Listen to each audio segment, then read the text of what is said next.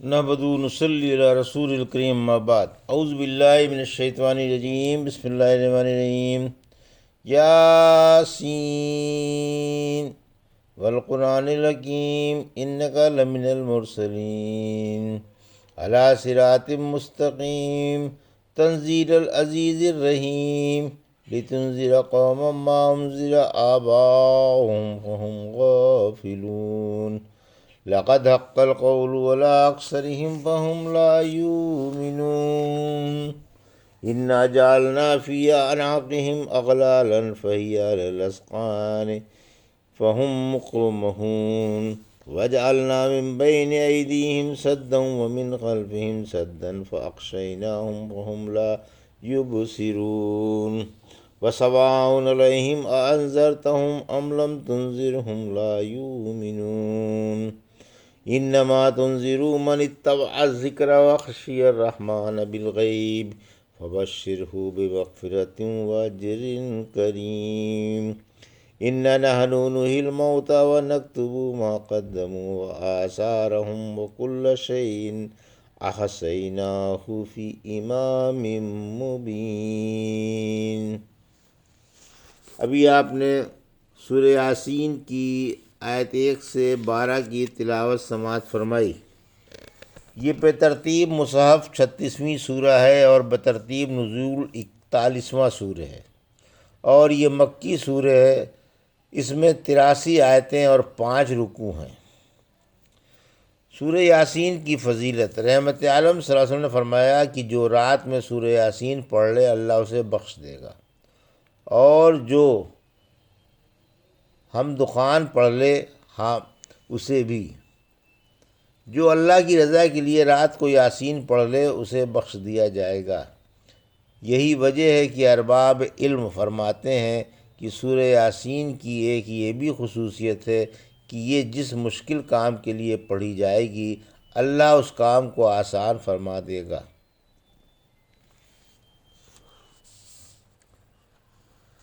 ترجمہ۔ بسم اللہ الرحمن الرحیم۔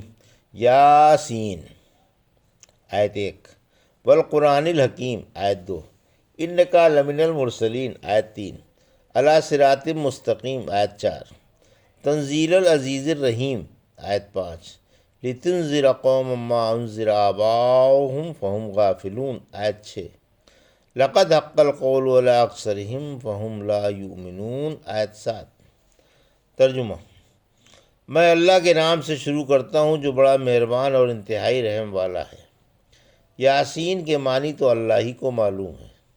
اس قرآن کی قسم، بلا شبہ آپ بھیجے ہوئے پیغمبروں میں سے ہیں اور سیدھی راہ پر ہیں، جو غالب و مہربان اللہ کی طرف سے اتاری ہوئی ہے، تاکہ آپ اس قوم کو ڈرائیں جن کے باپ دادا نہیں ڈرائے گئے تھے اور وہ غفلت میں ہیں۔ بلا شبہ اکثر لوگوں پر اللہ کی بات ثابت ہو چکی، اب وہ ایمان نہیں لائیں گے۔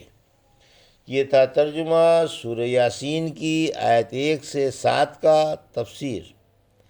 آیت 1، یاسین حروف مقطعات ہے، اس کا معنی اللہ ہی کو معلوم ہے۔ آیت 2، حکیم کی تفسیر۔ حکیم محکم کے معنی میں ہے، یعنی اس محفوظ و پکے قرآن کی قسم جس میں باطل کا کسی گوشے سے بھی گزر نہیں، اور جو حکمت والے اور خوبیوں والے اللہ کی طرف سے اتارا ہوا ہے۔ آیت 3 سے 5، رحمت عالم صلی اللہ علیہ وسلم کی پیغمبری کی شہادت۔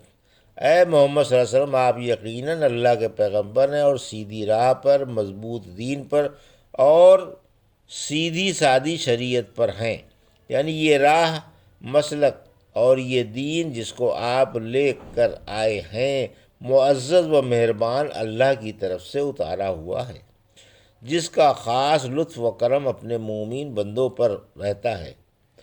سورہ فصلت کی آیت 52-53 نے فرمایا، آپ تو سیدھی راہ کی طرف رہنمائی فرماتے ہیں، جو اللہ کی راہ ہے جس کی آسمان و زمین پر بادشاہت ہے۔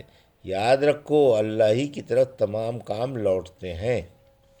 آیت 6، قوم عرب سے مراد ہیں۔ قوم سے عرب مراد ہیں۔ عرب مراد ہیں کیونکہ ان میں آپ سے پہلے کوئی ڈرانے والا نہیں آیا۔ خاص طور سے عرب کے ذکر سے دوسروں کی نفی لازم نہیں آتی، جیسے بعض افراد کا بیان عموم کی نفی نہیں کرتا۔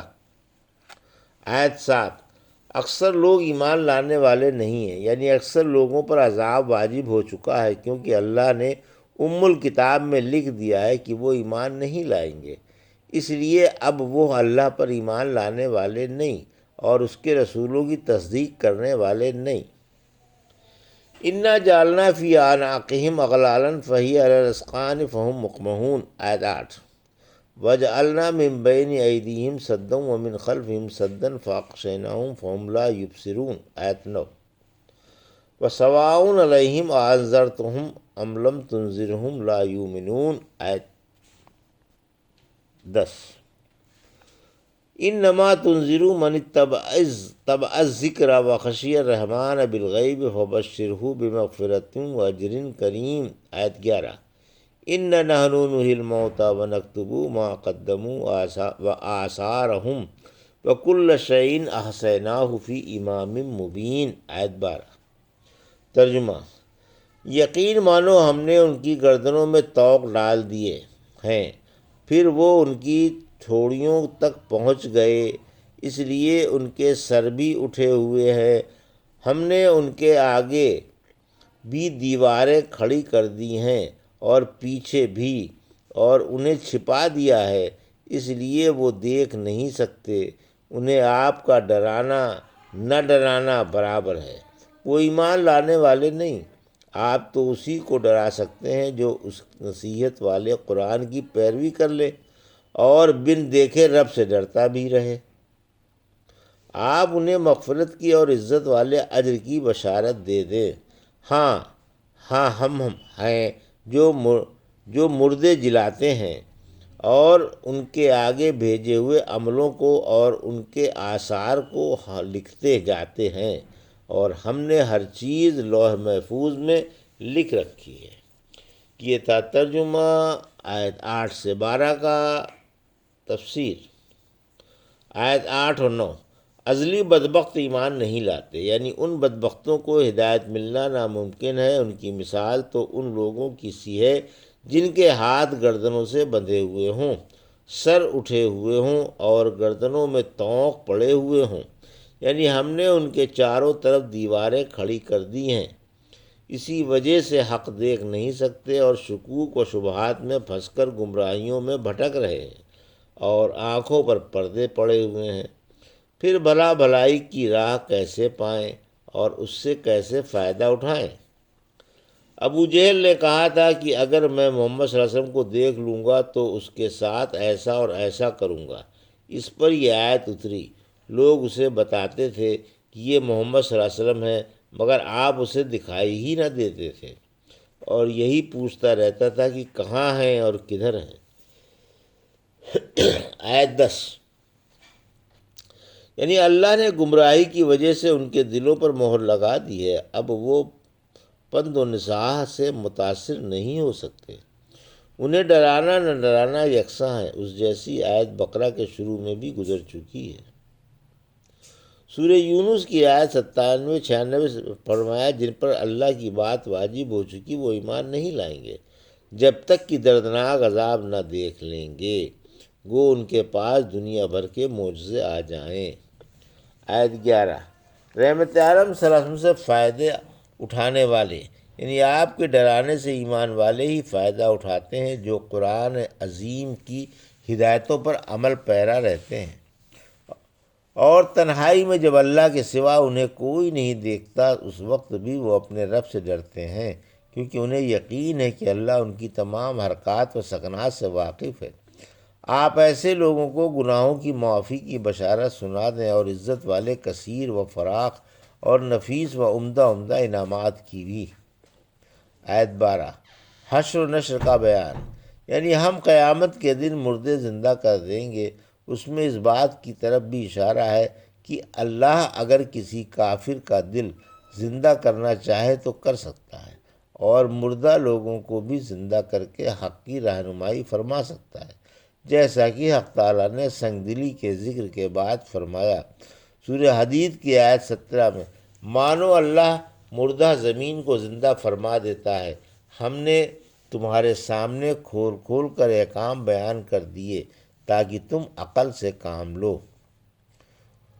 صدقہ جاریہ کا بیان، پھر فرمایا ہم نے ان کے آگے بھیجے ہوئے عمل لکھتے رہتے ہیں اور ان کے چھوڑے ہوئے آثار کو بھی۔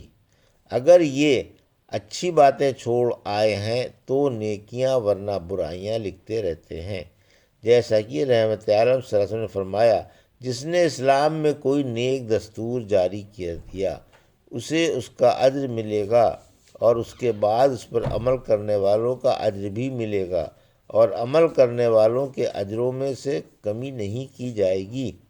یہی حال برے دستور کے جاری کرنے کا فرمایا۔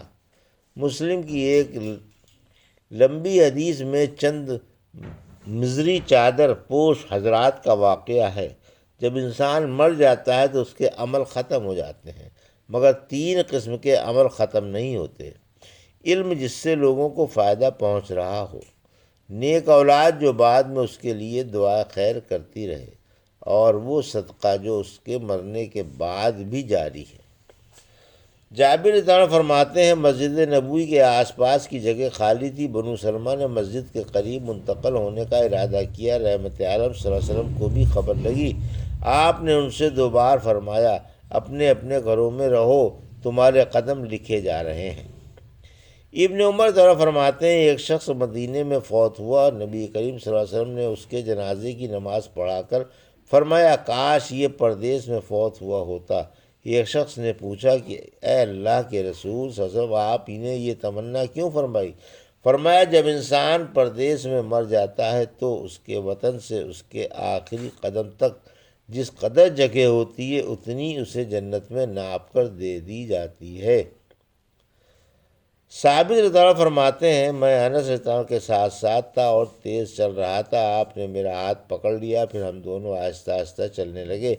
پھر جب نماز پڑھ چکے تو انس رضی اللہ عنہ نے فرمایا کہ میں زید بن ثابت کے ساتھ ساتھ جا رہا تھا، تیز چلنے لگا تو انہوں نے فرمایا انس تم کو معلوم نہیں کہ قدم لکھے جاتے ہیں؟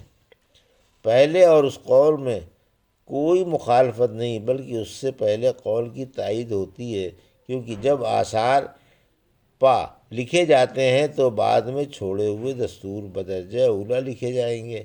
پھر فرمایا کہ ہم نے ہر چیز ایک روشن کتاب میں لکھ لی ہے، یعنی تمام کائنات اور تمام مخلوقات ایک لکھی ہوئی کتاب میں مندرج ہے جو لوح محفوظ میں جو سب سے بڑی کتاب ہے محفوظ ہے۔